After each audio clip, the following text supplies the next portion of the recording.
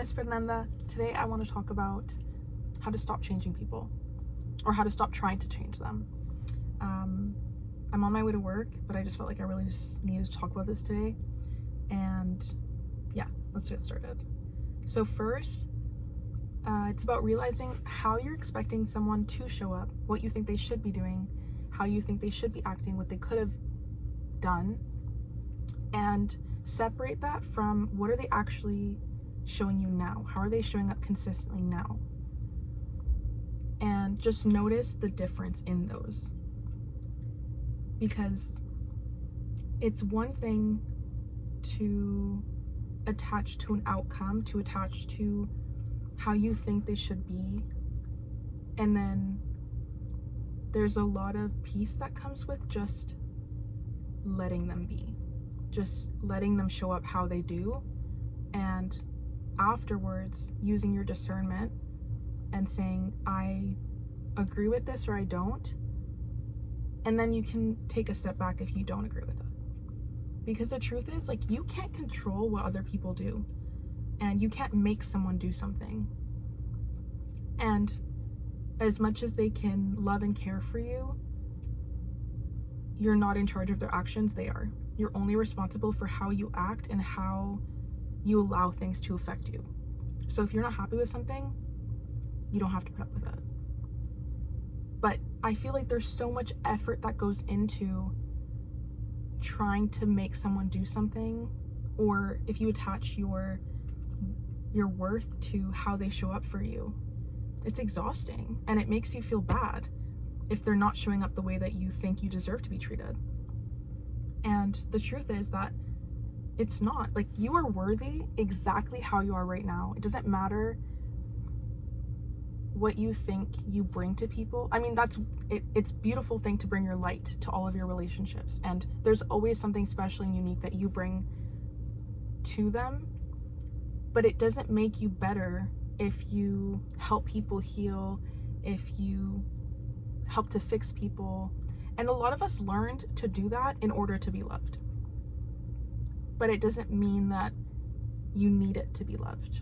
And actually, when you can just show up as you and stop trying to control other people, you show up differently, you show up lighter, you show up more easily, and that will bring in the right people.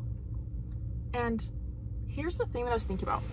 If you're holding on to someone so tightly and thinking, well, if I just wait a little longer, if I just do this, or if I say the right thing, then it's going to convince them. It's not. If they've been showing you over time, like, only time will tell things, right? So if they've been showing you over time, this is how they're going to keep, this is how they've been showing up, that's how they're going to keep showing up. And if you continue to show up the same way and try to, I don't know, like, negotiate, or like give them ultimatums, or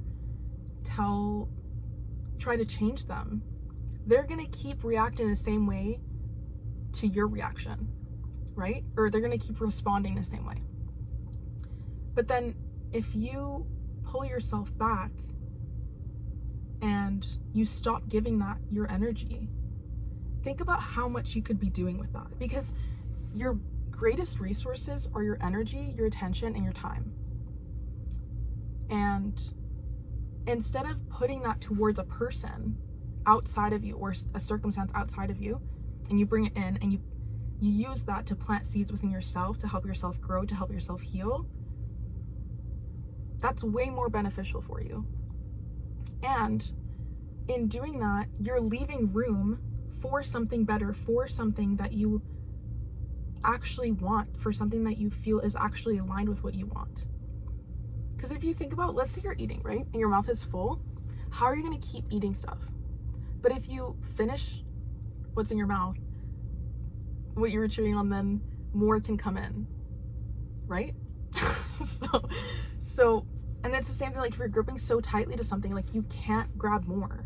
And then if you just look at all that room, you know? So I think that this goes with your standards. This goes with, like, stop trying to change people. It's not your responsibility. And the moment that you can, you're also signaling to the universe, this doesn't align with me. I don't want this. And I actually want this now. And I'm ready for this now. But it's up to you to make that choice, and it's up to you to make that clear to yourself and to source, spirit, universe, whatever you believe in. And because that's the thing, is like, you need clarity, and you can only be given things when you know what it is that you want.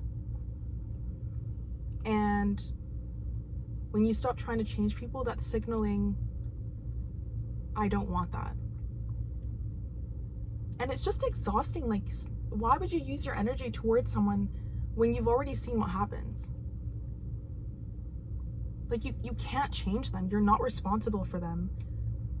And when you can bring that in and use that inwards, that's an act of self-love. And it's liberating, and you can just like breathe. So I think something useful could be to journal about maybe some things that you feel are bothering you in a relationship. And it doesn't have to be romantic. It could be with your family. It could be with friends. And just think back to how they consistently show up. And you're probably going to notice a pattern.